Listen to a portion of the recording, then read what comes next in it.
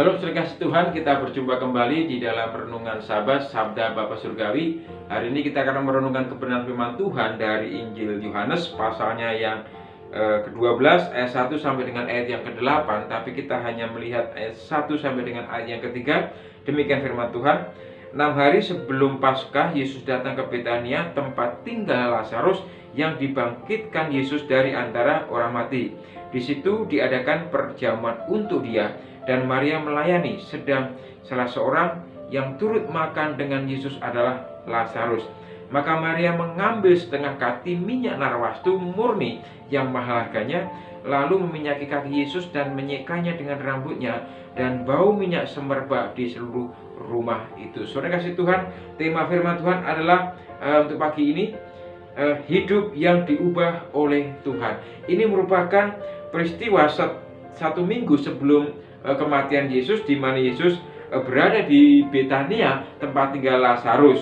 Yesus rupanya diundang oleh keluarga Lazarus sebagai bentuk ucapan syukur mereka. Bahkan dikatakan diadakan ayat 2, di situ diadakan perjamuan untuk dia. Saudara kasih Tuhan, melalui persoalan kita, apa yang kita alami, seringkali kuasa Tuhan itu dinyatakan. Bahkan juga melalui peristiwa itu juga sesungguhnya Tuhan dimuliakan. Saudara kasih Tuhan, bukan hanya karena kebangkitan Lazarus saja, Yesus telah mengubah kehidupan mereka, tapi juga mengubah kehidupan Maria. Dan kita tahu bahwa sesungguhnya Maria, Marta ini adalah mereka bersaudara. Dan kalau kita melihat di dalam Injil Lukas pasalnya yang ke-7, ayat yang ke-37, di mana Maria ini disebutkan seorang perempuan berdosa yang membasuh kaki Yesus dengan air matanya, kemudian menyeka dengan rambutnya dan meminyaki. Saudara kasih Tuhan, setelah Yesus hadir dalam kehidupan mereka, dalam kehidupan Maria, dalam kehidupan Lazarus juga, rupanya saya melihat justru kehadiran Yesus itu mengubah kehidupan mereka. Setelah Yesus hadir dalam kehidupan mereka, pola hidup mereka pun menjadi berubah, terutama kehidupan Maria ini. Saudara kasih Tuhan, kita tahu Maria ini dikatakan perempuan yang berdosa meminyaki kaki Yesus. Saudara kasih Tuhan, yang menjadi pertanyaan bagi kita adalah, sesungguhnya bagaimana pola hidup yang sudah diubah oleh Tuhan itu? Kalau Maria merasakan campur tangan yang begitu luar biasa, dikatakan orang berdosa, kehadiran Yesus dalam kehidupannya sudah mengubah kehidupannya. Saudara kasih Tuhan, hidup yang diubah oleh Tuhan. Yang pertama ada di ayat 1 sampai 3 tadi, tapi kita akan melihat di ayat 3 dikatakan, maka Maria mengambil setengah kati minyak narwastu murni yang mahal harganya, lalu menyaki kaki Yesus dan menyekanya dengan rambutnya, dan bau minyak semerbak di seluruh rumah itu. Saudara kasih Tuhan, saya melihat di sini justru ketika hidup diubah oleh Tuhan, yang pertama adalah mau memberikan yang terbaik untuk Tuhan. Apa yang dilakukan Maria ini, sesungguhnya Maria memberikan yang terbaik untuk Tuhan.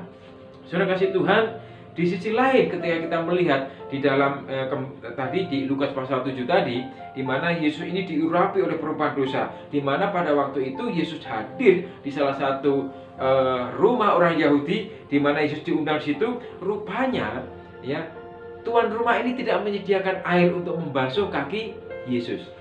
Kemudian Maria datang kepada Yesus. Dia membasahi kaki Yesus dengan air matanya, kemudian menyeka dengan rambutnya, dan kemudian meminyaki juga. Saudara kasih Tuhan, di sisi lain, bagi wanita dalam budaya Yahudi pada waktu itu, memperlihatkan rambutnya itu adalah suatu kehinaan.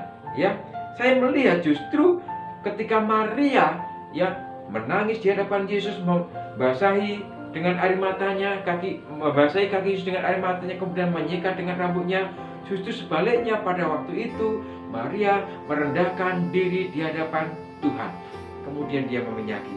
Saudara kasih Tuhan, tindakan yang dilakukan Maria ini sesungguhnya dia merendahkan diri di hadapan Yesus dan memberikan yang terbaik.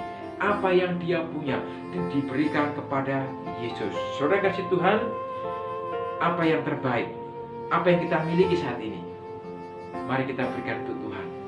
Mungkin kita tidak mempunyai apa-apa, tapi kita punya pemikiran punya waktu, punya tenaga, mari kita berikan pada Tuhan. Bahkan juga talenta, kemampuan yang Tuhan berikan pada kita, mari kita persembahkan untuk hormat kemuliaan bagi nama Tuhan. Yang pertama. Yang kedua, saudara kasih Tuhan, ada di ayat 4 dan 6 dikatakan, tetapi Yudas Iskariot, seorang dari murid-murid Yesus yang akan menyerahkan dia, berkata, mengapa minyak narwastu ini tidak dijual 300 dinar dan uangnya diberikan kepada orang miskin? Saudara kasih Tuhan, saya melihat ada dua motivasi yang berbeda di situ. Ya, rupanya motivasi Maria ini memberikan minyaki kaki Yesus, yang minyaki Yesus dengan minyak narwastu yang mahal harganya itu, tujuannya adalah tulus, yaitu untuk menyenangkan hati Tuhan. Tapi ini berbeda dengan Yudas. Ya, Yudas dikatakan di ayat 6, hal itu dikatakan Yudas bukan karena apa? Ia memperhatikan nasib orang miskin, melainkan karena ia adalah seorang pencuri. Ia sering mengambil uang yang disimpan dalam kas yang dibegalnya. Saudara kasih Tuhan, rupanya ini motivasi yang berbeda. Rupanya ketika Yudas mengutarakan maksud itu, ya, ternyata ada karakter yang tidak baik. Saudara kasih Tuhan, tapi saya melihat bahwa sesungguhnya yang dilakukan Maria itu adalah suatu bentuk ketulusan. Tujuannya untuk motivasinya hanya satu, yaitu menyenangkan hati Tuhan. Saudara kasih Tuhan, apa yang kita mampu, apa yang kita bisa, mari kita persembahkan untuk Tuhan, agar hati Tuhan senang, bahkan Tuhan dipermuliakan.